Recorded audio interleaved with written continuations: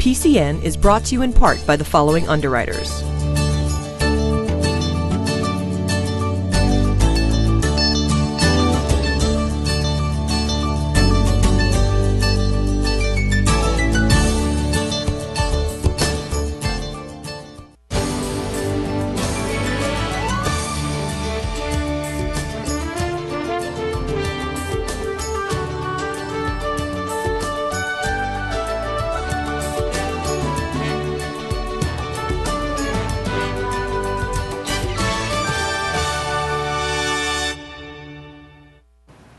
Welcome to PACTV Community News. We have a great show for you tonight with stories from Kingston, Duxbury, Plymouth, and Pembroke. We'll stop into the Gristmill Children's event in Plymouth and hear about holiday giving at the Salvation Army. We also bring you a story about the Transitional Cooking group from Pembroke High School and stop into a pie-making event in Kingston. We'll hear about the tea garden at the Manomet Bird Sanctuary, and Local Eats gives us tips for what kind of wine to give as a gift or bring to a party. It's going to be a great show, and we'll start things off with the decorated King Caesar house in Duxbury. If there's an event at the King Caesar house in Duxbury, it's pretty much a guarantee to be a fun time. We were there earlier this year for the croquet tournament and just recently stopped by for their 43rd annual Christmas at King Caesar party. Sponsored by the Duxbury Rural and Historical Society, they celebrated the town's seafaring community with their Home for the Holidays gala event.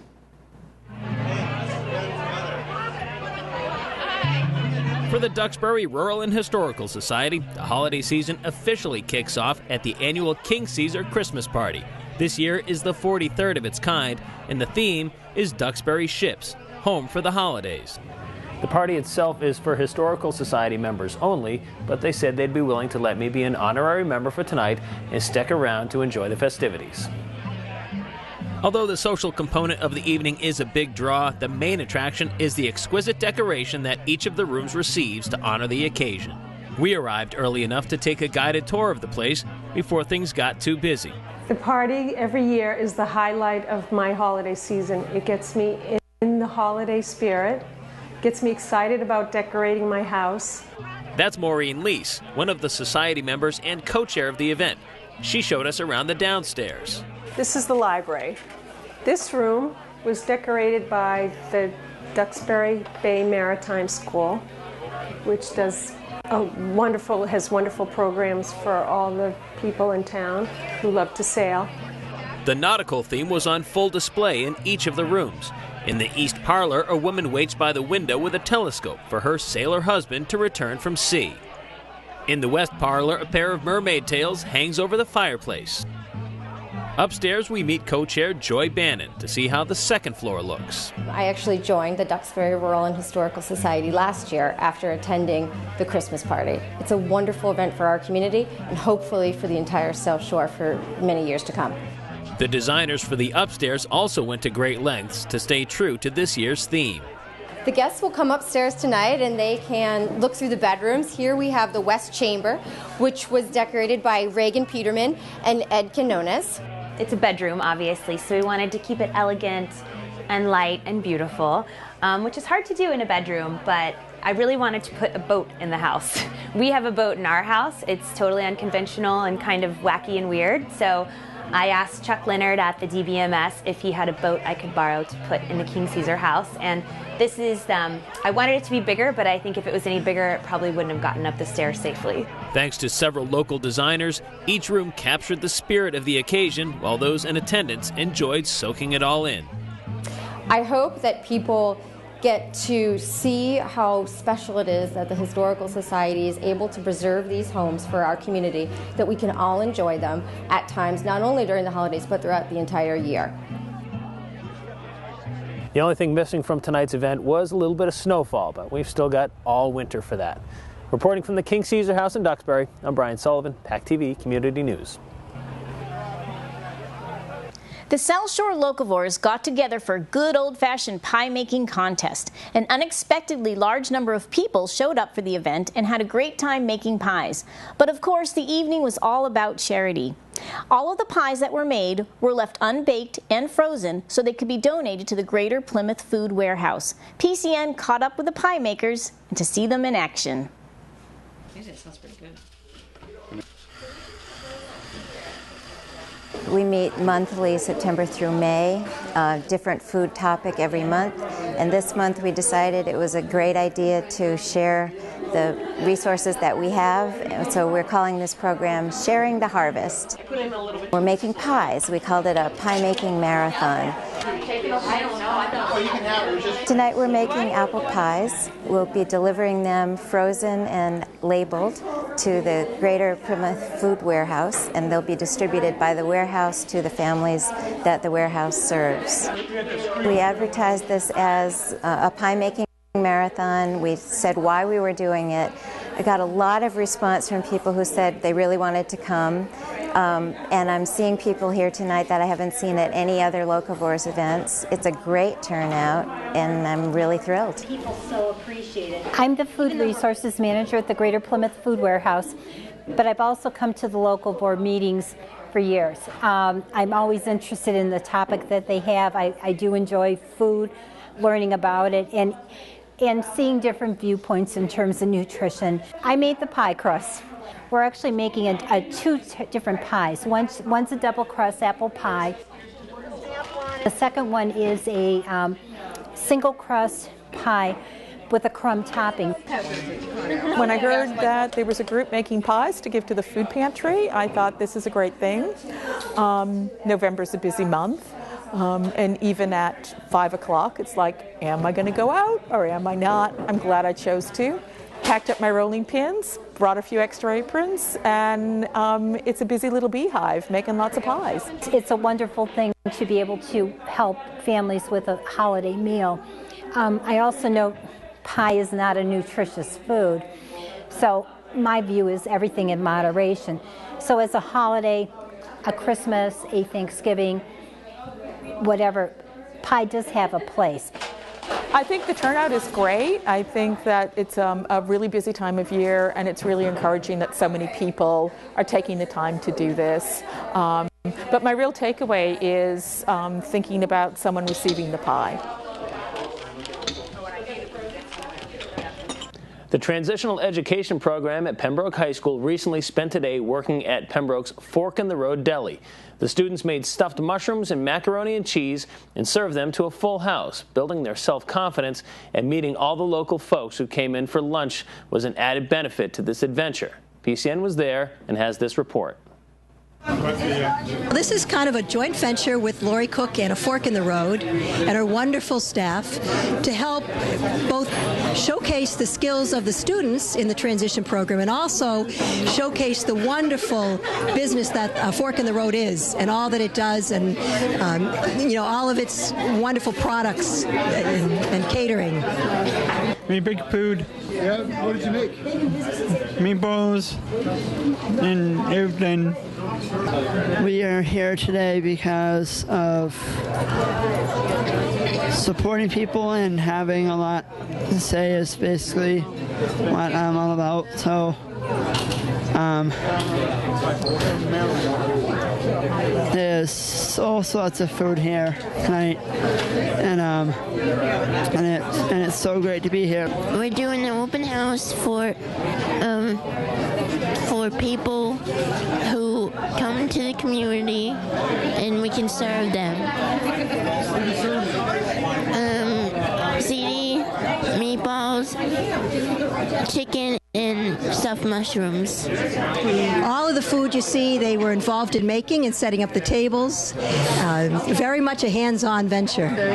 All the skills that they're developing or using now, both the customer service skills, the food prep skills, the teamwork skills, the working independently as well as part of a team, getting to know other people, interacting with people they've never met, tremendous amount of skills. Very much based on being independent and being successful in whatever they would choose to do. We've actually been working with Lori and A Fork in the Road for probably the past 9 months since last spring, and she's opened up tremendous opportunity for us to do all sorts of different activities with her here, from again food prep to decorating the environment to understanding what goes into running a business like this, to stocking. We do some stocking, so we've done a variety of different activities. So we're here with transitional program here in Pembroke. And was it this spring that you guys came up to the State House, or was it okay?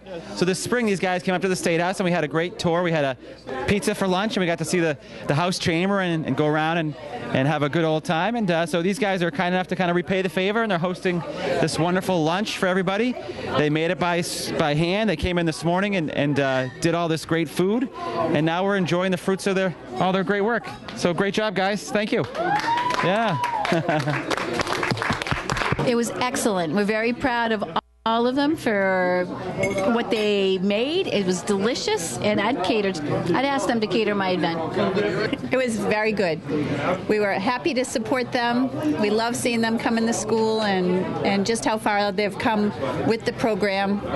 We support Maria and all of her great ideas. I had the opportunity to work with the kids at the business office at the school, and they were so eager, willing to learn, very helpful, and it's just so heartwarming to see them over here doing more and more in the community. Do you remember what we can do for people in their homes? Cook. And serve. Yep, and help clean up. And we can do a whole full service party. If you need any catering needs, we are the best team ever.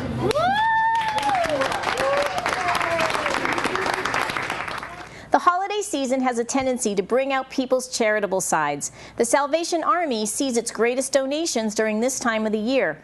We met up with the folks at the Salvation Army in Plymouth to get some insight as to what their organization does during the months of January through October, months with fewer donations and just as much need.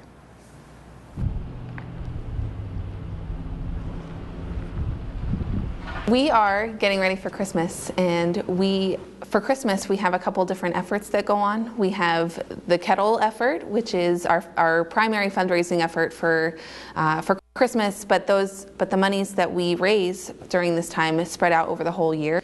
We have that going on, but we also have an angel tree program going on where we collect toys and clothing from the community. We have sign-ups for people who need a little bit of extra help this holiday season, this Christmas, and they come in and they just tell us how many kids they have, what their kids like, what sizes they wear, and then the people in the community, they will take a tag from the tree and they'll buy something for that child, and then they'll bring it back to our location. We have a distribution location at the mall, and in the middle of December, right before Christmas, they will come and they will pick up their toys, and then their children will have an opportunity to have a bright Christmas morning with toys. At the Salvation Army, a lot of people remember us for our Christmas because we have the bell ringers, but we also have programs going all year long. We have a food pantry where we help members of the community. They're able to come once every 30 days to receive about a week's worth of groceries. You can see a lot of non-perishable goods, but we also have some frozen meats and produce type foods available on occasion. That's one of the things that is really significant and unique about our food pantry, is that we do offer a variety of meats and protein type products. A lot of the food that you see here on the shelves will come from the food bank and donations from other organizations, but we also receive a lot of food from individuals and families and churches, service clubs, even school food drives and things like that. So it's a community-wide effort to keep our food pantry stocked. This is our kitchen, and we operate a feeding program 4 days a week, and we have a continental breakfast every one of those days, Tuesday to Friday, also a hot lunch, and we have an employee here, Carolyn, who does the cooking for us, and we also have a good group of volunteers that help prepare the food and serve the food. And we average between 40 and 50 meals a day, and you see a lot of the food that we get donated is used for the feeding program, and we put out a really nice meal every day. Back here is where we keep our excess food. Right now we're compiling food to distribute for Christmas meals. Last year we prepared and distributed about 400 meals to families in the Plymouth community. We're preparing to do the same thing this year, where we will prepare and package a ham dinner, which will have the typical components of that meal for a Christmas meal. and we will be distributing that at the Independence Mall or Kingston Collection this year. While we may be more visible in the community in the months of November and December, we would just like to remind people that our services to the community are ongoing. We operate 52 weeks out of the year, and those services really depend upon the financial support of the community and the community members. The weather lately hasn't been so great, and with the start of winter just a couple weeks away, we can only expect it to get a little worse and colder. The good news is springtime is only that much closer. We've found a really cool place for you to check out when the snow finally melts away. It's a replica Japanese tea house at the Bird Sanctuary in Manomet.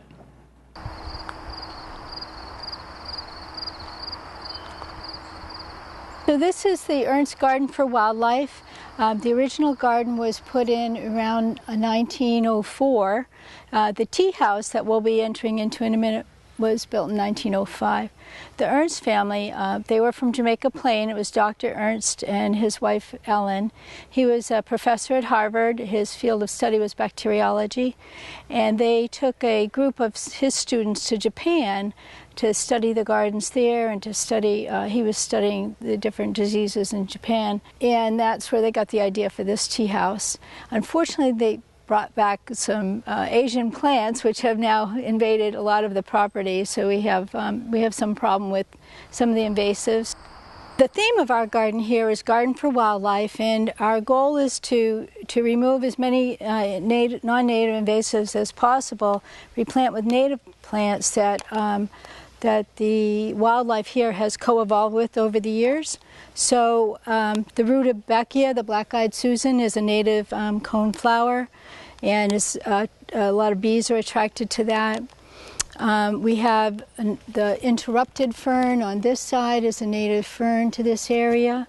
The black cherry is probably one of the most important native species of trees that we have here, and supports a number of different species of wildlife, of bees and moths and butterflies. This was Ellen's garden, where she spent pretty much from April through November. She spent her spring, summer, and fall here, and the tea house was where she would entertain guests, and it was really a great place to sort of bring the community together. This property at one time was completely barren. There was just scrub brush, so all this has grown up over in the last little more than 100 years. The bluff used to extend out another 75 feet. So we've lost quite a bit of bluff. We're only 12 feet from the edge of the bluff now.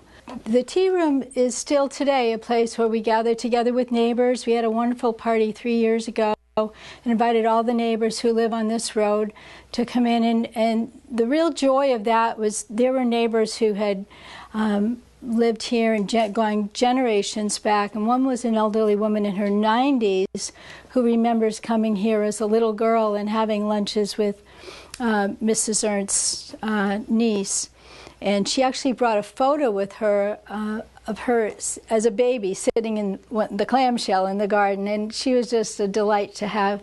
So it's still a great place for neighbors to gather and other members who come to visit us. Plymouth Plantation held a children's holiday event at their newly acquired location, the Gristmill in downtown Plymouth. PCN stopped in for the holiday excitement. Deck the halls with boughs of holly, fa la la la la la la la la. 'Tis the season to be jolly, fa la la la la. We're here at Plymouth Plantation's Plymouth Gristmill, where we're doing a special Christmas program called Christmas at the Mill.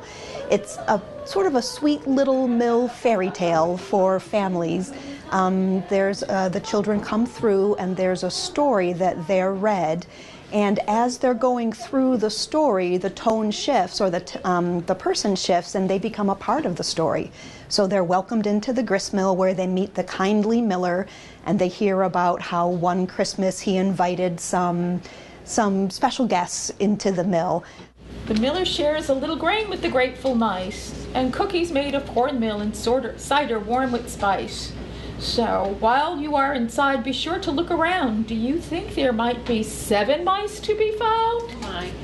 The children get to eat a cornmeal cookie with cranberries and make a corn husk angel. Then they hear singing from below, and they meet the miller's wife and help her with making some gingerbread.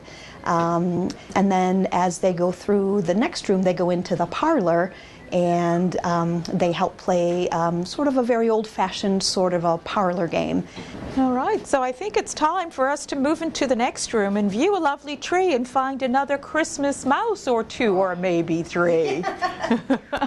And the evening ends up, or their sort of tour through the mill, or their visit with the miller and his wife, ends back with the story ending in a very sweet little way. So Christmas at the Gristmill runs Friday and Saturday nights before Christmas from 4 until 7 o'clock. We take groups out every half an hour, and the last one will go out at 7. Our local Eat segment ends the year with some wine tips for the holidays, as gifts or for special meals and events.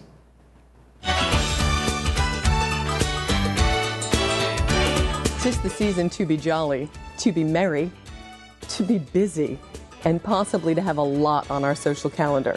Many social etiquette experts suggest that a bottle of wine or champagne can be the perfect contribution or hostess gift when attending a holiday party, and luckily a time saver as well. But how do we choose when there are so many choices? Luckily, Local Eats has brought us to Plymouth Institution Pioppi's for a quick education and this year's Holiday Wine Survival Guide. When I say institution, I am not kidding. Pioppi's has a rich history. It's been a part of Plymouth for 81 years, always family-owned, and today I am with third-generation Peter Balboni.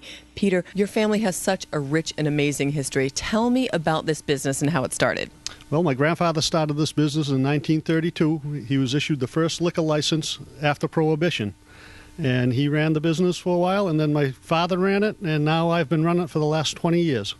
And I understand it was a very colorful history and involved with L. Knife bringing beer to town for the first time after Prohibition. That's true. Louis Knife and my grandfather, Tony Pioppi, brought the first beer. It came into Cordage Park by rail car, and they had a parade through the center of Plymouth where the horns were tooting. Then we are absolutely in the right place for our Holiday Wine Survival Guide. You know, Peter, it can be so confusing with so many choices, number one, but when going to a holiday party especially, so many foods, you don't know what people are serving. What will you recommend to customers as to where to even start when choosing a wine to bring to a party? Well, there's a wide range of choices. For a red, I would recommend a Pinot Noir or a blend, and that's going to be not as dry and not too dry, not too sweet. So a nice middle of the ground, and hopefully would make a lot of people enjoy it. Absolutely, yes. I'd stay away from anything too heavy unless you know that they like a particular wine, a Chardonnay or a Cabernet. For a hostess gift, you usually want to give something a little nicer, and we have something in every price range available. The Camus 40-year-old Cabernet, that's the anniversary ball just came out this year, got 96 points. It's a fantastic Cabernet. Or in a gift bag is always a nice touch to put it in a gift bag. Now, you mentioned there's something for every budget and for every taste. What are some of the questions you would typically ask customers when they come in looking for something for a party? Well, we ask them if they have any preference on flavors, if they like a Merlot, a Chardonnay, a Sauvignon Blanc. We also ask them if they're bringing it as a gift, if they know what the people are serving for food. That's very important to pair it with what types of food that they're having. Now, in addition to wines, after Christmas and all of our other favorite holidays this time of year, we head into party season with New Year's, and that brings us to sparklings. Absolutely, and there's a wide range of sparklings, from Prosecco's to sweet wines to dry wines to champagnes. And you've brought wine director from Port Bistro, Melanie St. Pierre, to visit with us and to give us some additional advice. So we're going to go visit with her and get an idea of some of the nice bubblies we can bring to the holidays. Excellent.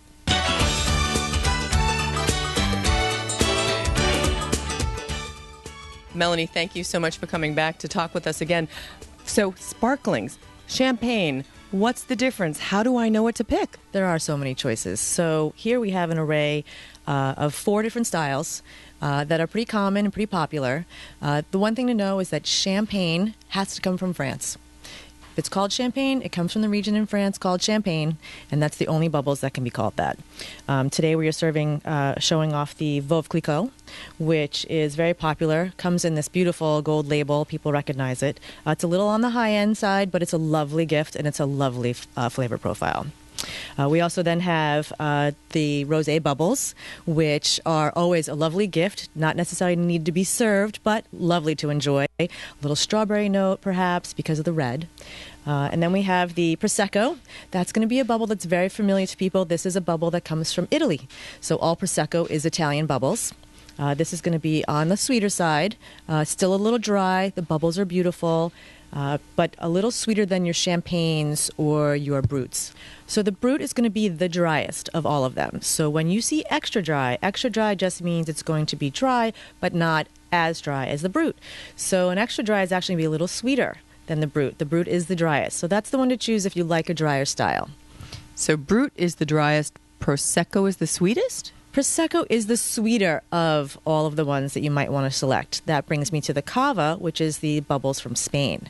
That's this lovely bottle here, and this is the bubble from Spain, which has a brut style, but is still yeasty on the tongue. The bubbles are beautiful. It matches with a lot of things because it does have that champagne style, but it also has a little hint of sweetness, but not as much as the Prosecco.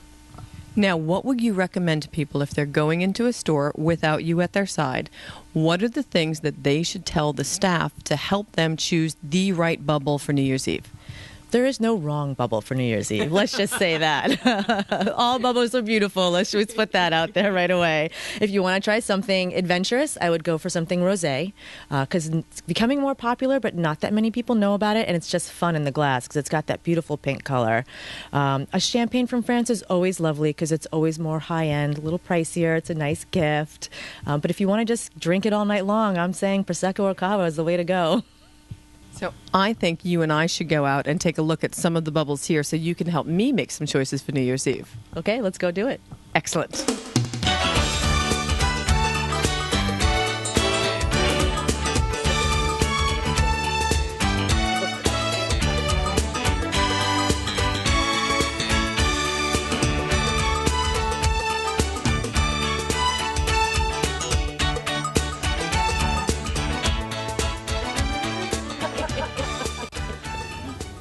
For Local Eats, I'm Donna Rodriguez. From Piappi's, we'd like to wish all of you a safe and happy holiday season. Cheers. Cheers.